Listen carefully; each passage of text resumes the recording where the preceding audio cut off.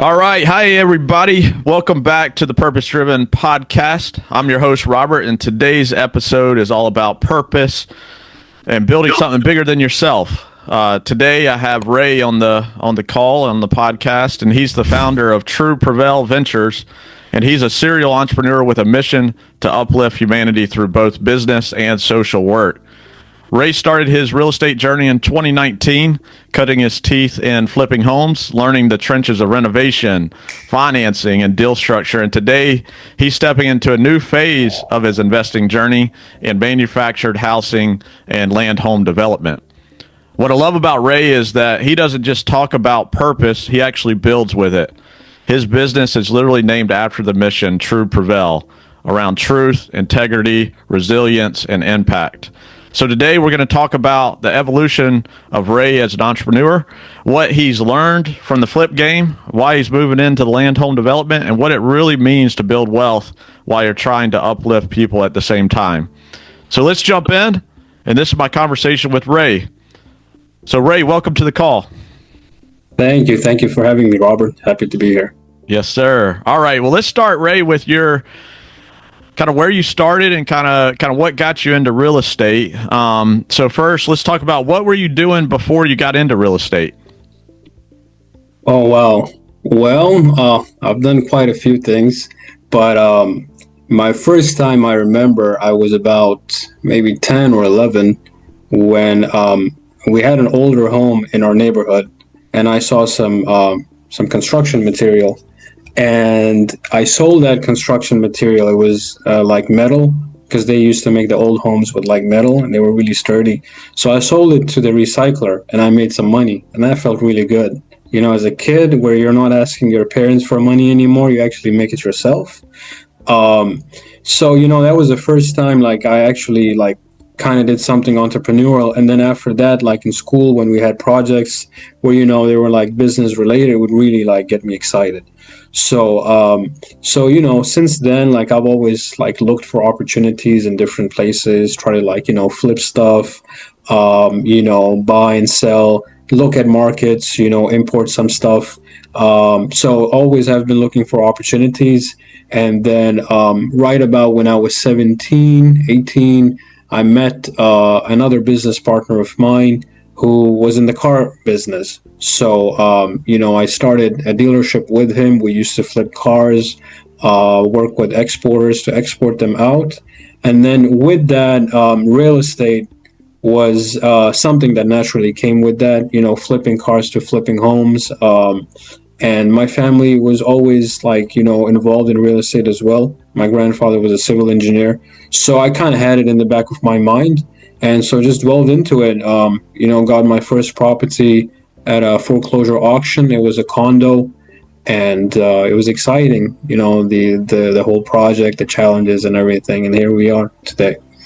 Love that. That's awesome, man. Started young. I think I started, I think it was in fifth grade, maybe earlier, with a snack shop in my parents' basement. They had a little outside door, and we put a little table in front of the door, and people could come, other kids could come buy snacks. Yeah. So that was the early start. All right, I love that. So talk about 2019, the year that you jumped into real estate. Why was that the right year? Why'd you jump into it? And tell us a bit more about that.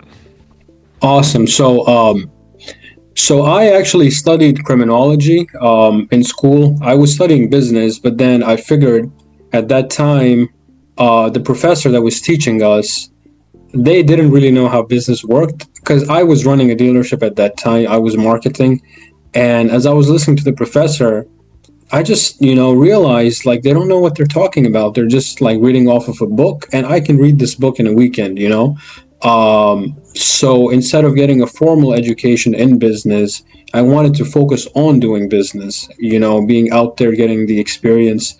And so then I shifted into criminology. I wanted to finish my education, and it's something I was interested in.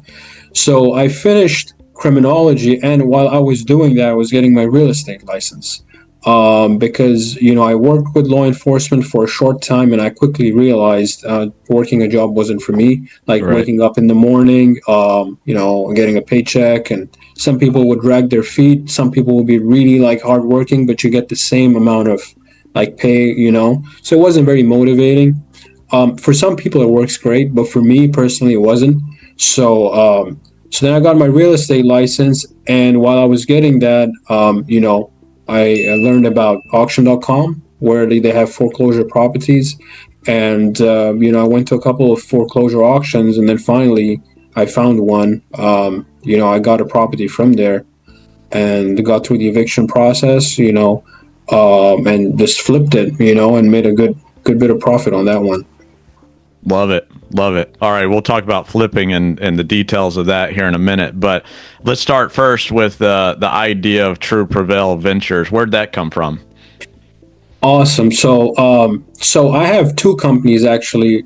There's True Prevail Ventures, there's True Prevail, and then there's True Prevail Humanity, which is a charity side of it. Oh, cool. So I came as an immigrant to America when I was very young, and I'm a Muslim. I came from a Muslim country, and when I came, the whole 9/11 thing was like really hot at that time. It's not so much now, but back then it was.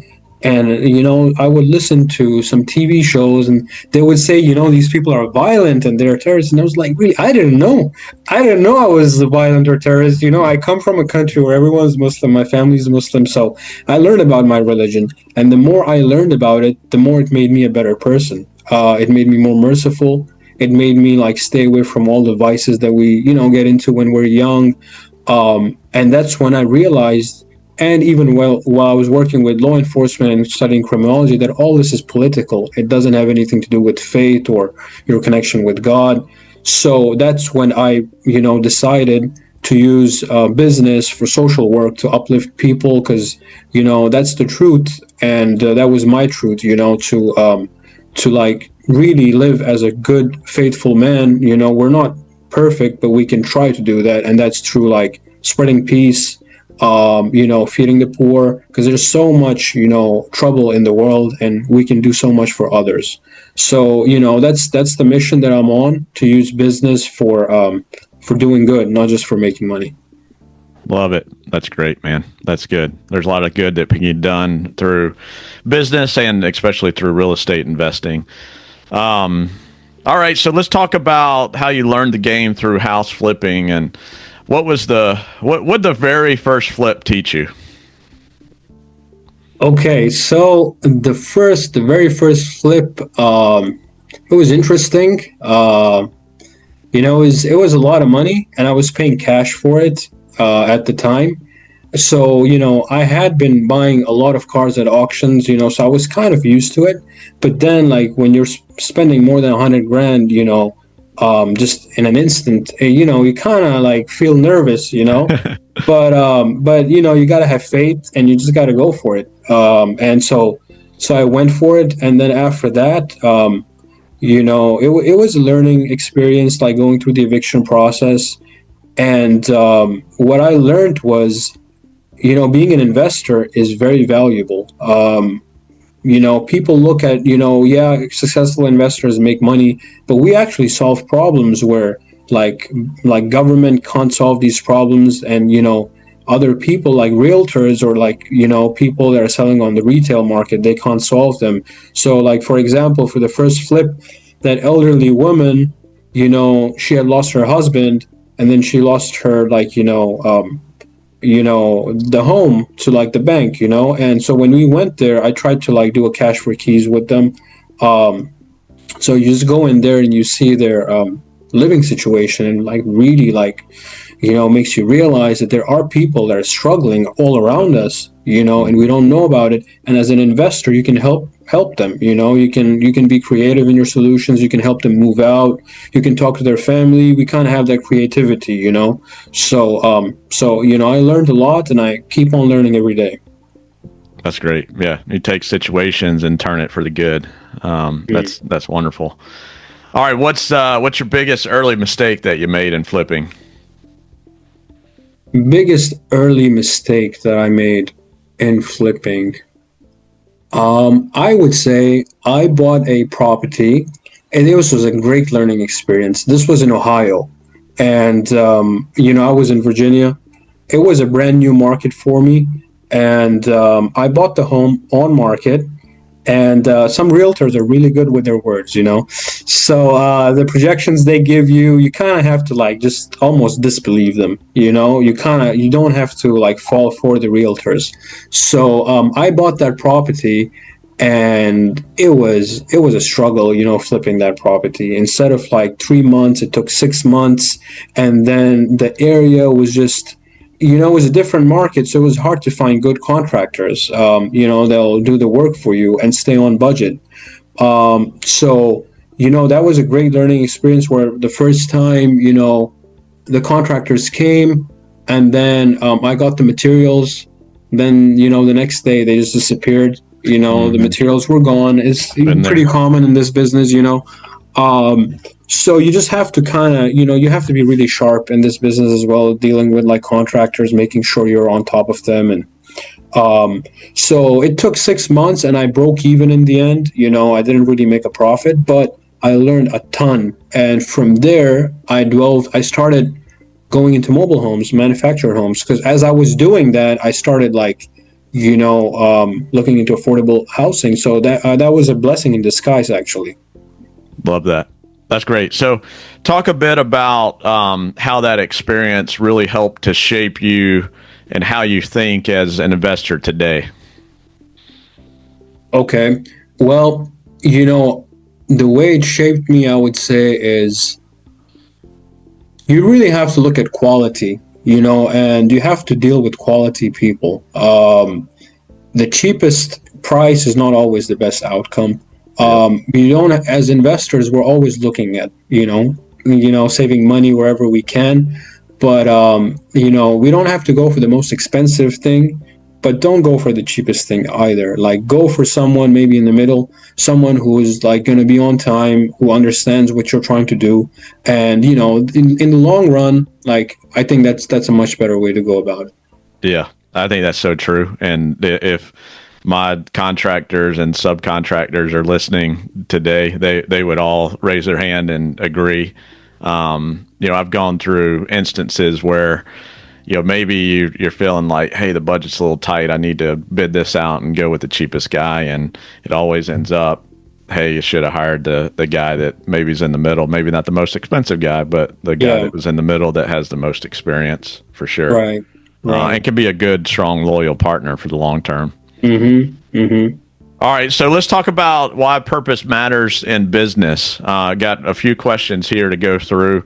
Sounds like you're very purpose driven in your investing, which I love, and it's where we try to be every single day.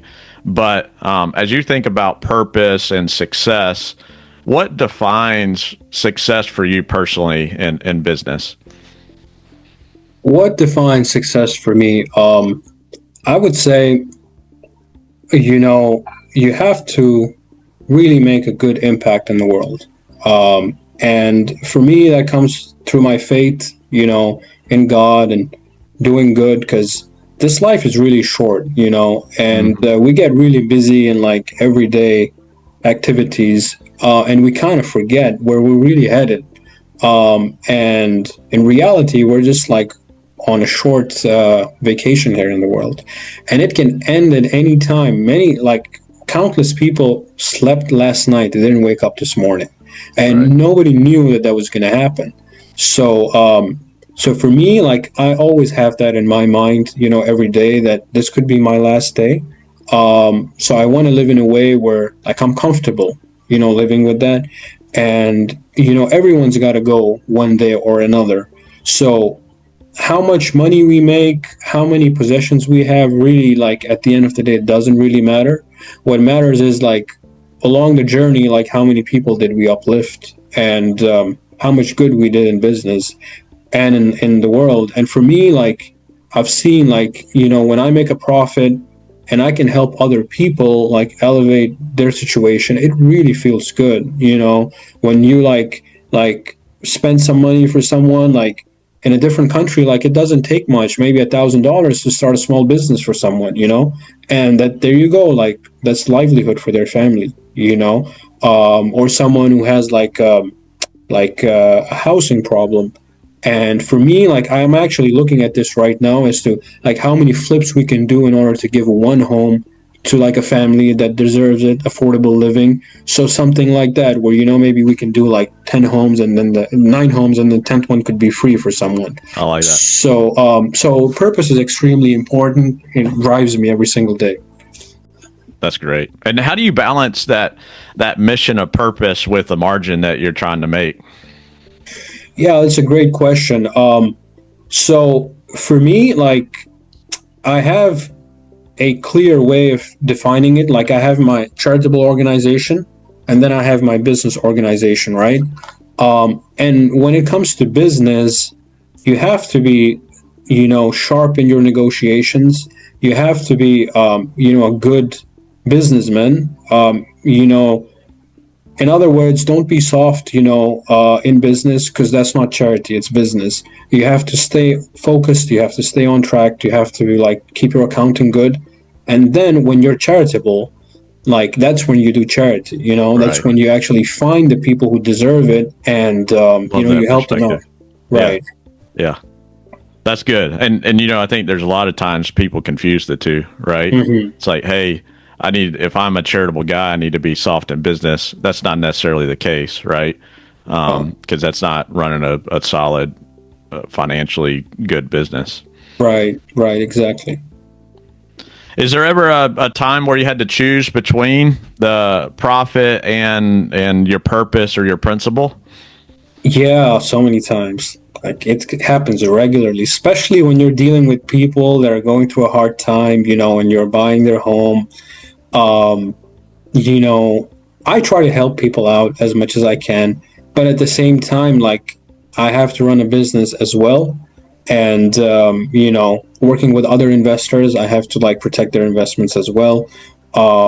So it happens, regularly. And I try to help out as much as I can while staying, focused on the numbers and just being polite to people, like, for example, if, like there was one mobile home that I had seen. It was in a park, and the person had severe depression, and the house was like pretty bad condition,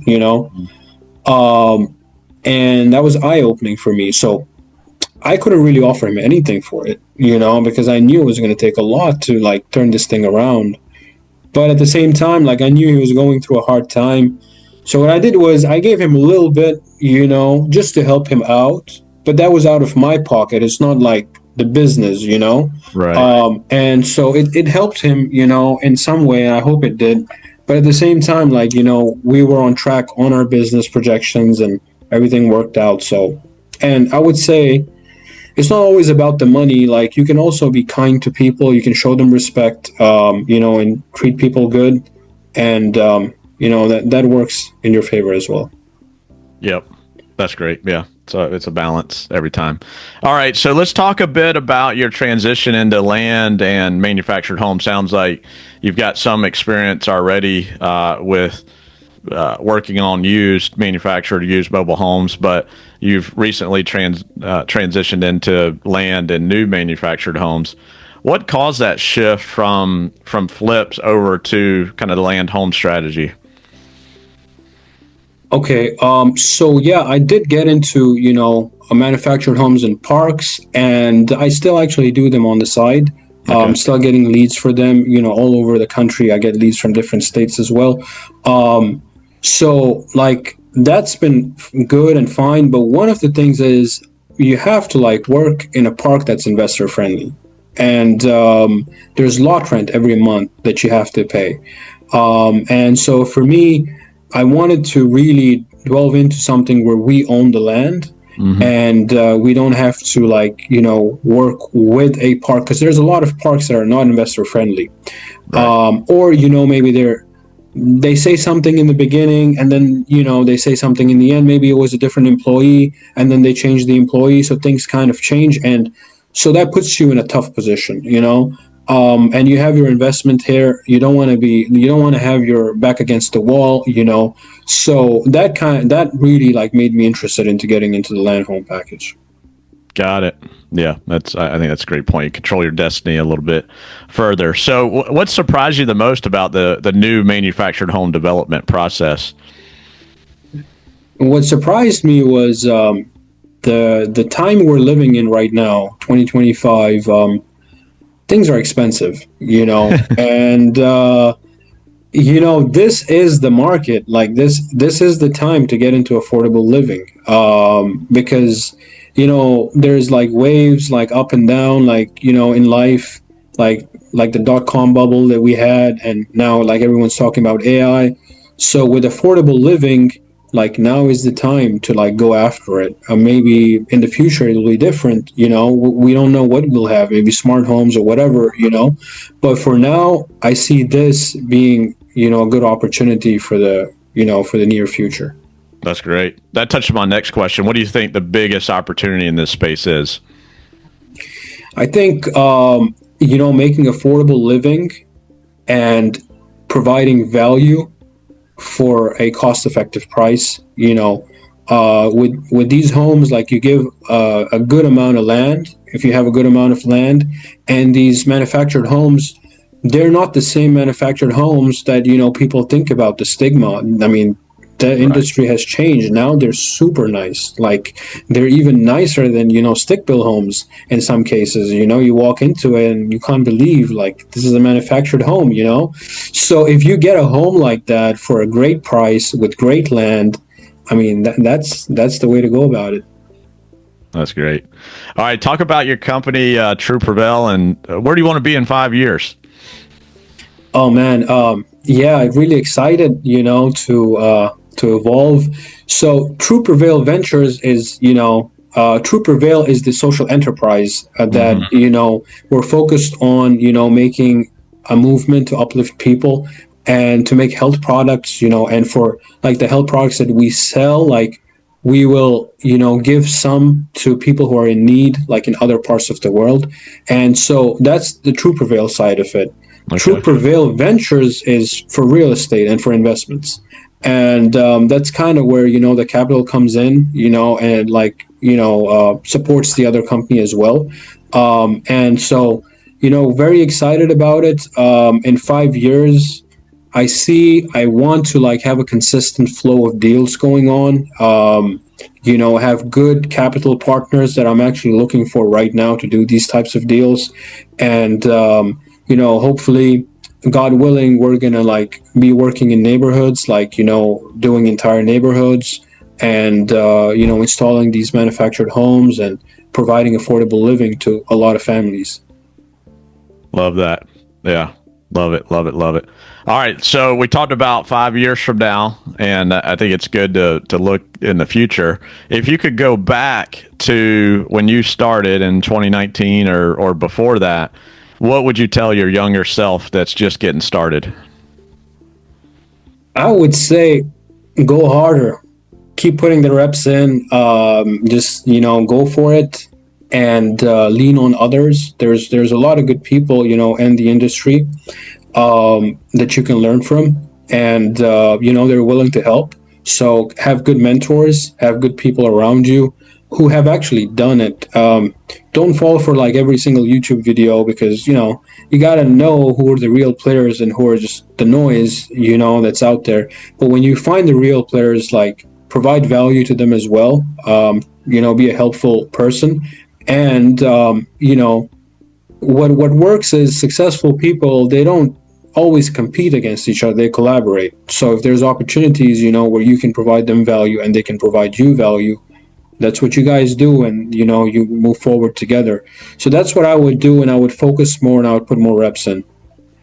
Yep, that's huge. I think the go harder and focus on more reps is big, right? And I think I would add too is to go harder in a specific focus area, right? It's like, hey, niche down, make this your specialty, become the expert, and you'll win every single day if you keep at it. Yes. All right, so got some rapid fire lightning round questions here to conclude, and we'll go through. We've got 5 questions here, and just want to go through those, and then we'll conclude, and you can tell people how to be in touch with you. But first question here: what's your first big win that you had in real estate investing? Well, the first big win would have been my first flip. The one that we bought at foreclosure, which I mentioned earlier, that was the first big flip, and it was a profitable one. Got you started, right? Yes, got me started, got me addicted to real estate. What's your hardest loss? My hardest loss would be the one that I mentioned earlier, the one that I broke even on. Yeah. Okay. What's one daily habit that changed everything for you? Waking up early and praying. Spending 30, 40 minutes just reflecting on prayer, not thinking about business or anything. And then as I start my day, I put all my trust in God, and that's how I start my day. Love it. That's huge. All right. What's the best book that you've read recently? The best book that I read recently would be Am I Too Subtle by Sam Zell. Tell me more.